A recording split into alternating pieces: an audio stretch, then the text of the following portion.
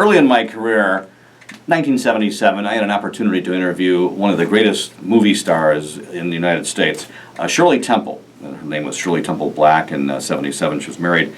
And you can't just go to the internet. We didn't have the internet back in 1977, so I didn't know what she looked like. I knew what she looked like when she was Heidi as a kid, the 1930s movies and 40s movies, but I had no idea. So I accepted the interview from my news director, Bill Wilkinson, went to the Ambassador West Hotel in Chicago, got in the elevator. This is an elevator that only went to the penthouse suite. And so I was in there with Gene Randall, who I met from CNN at the time. He had been at WMAQ.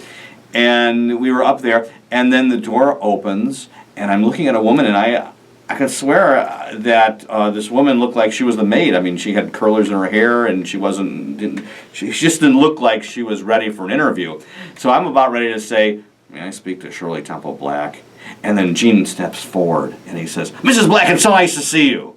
And I was about ready to pass out from embarrassment. And so then we walk in, and they do the interview first, because I kind of want to write down what his questions were so I have some idea what to ask her. So he was asking her a bunch of questions under hot lights around this pink couch.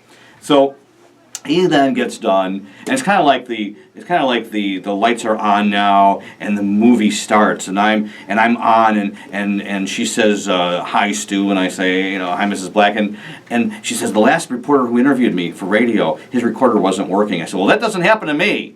And although this was one of my very first interviews, so I'm talking to her, and we had a great interview. I asked her about, if she wanted to get back into Hollywood, and now that she was appointed by, at the time, President Ford, she had been the ambassador to Ghana. Now she was going to be head of protocol, so that means that all the people that would come to Washington, D.C., she would get to talk to and kind of entertain as they were going to meet the president. So I talked to her about all these different things, had the recorder going, and then it was time to leave. She says, would you like a glass of water? And I said, sure. And I thought somebody in the kitchen would get the water. Well, there wasn't anybody else in there. And they don't do that anymore. Celebrities, I mean, they got large entourage. Well, she didn't have anybody. So she gets up, gets the water, brings it back, and I got obligated to drink a glass of water.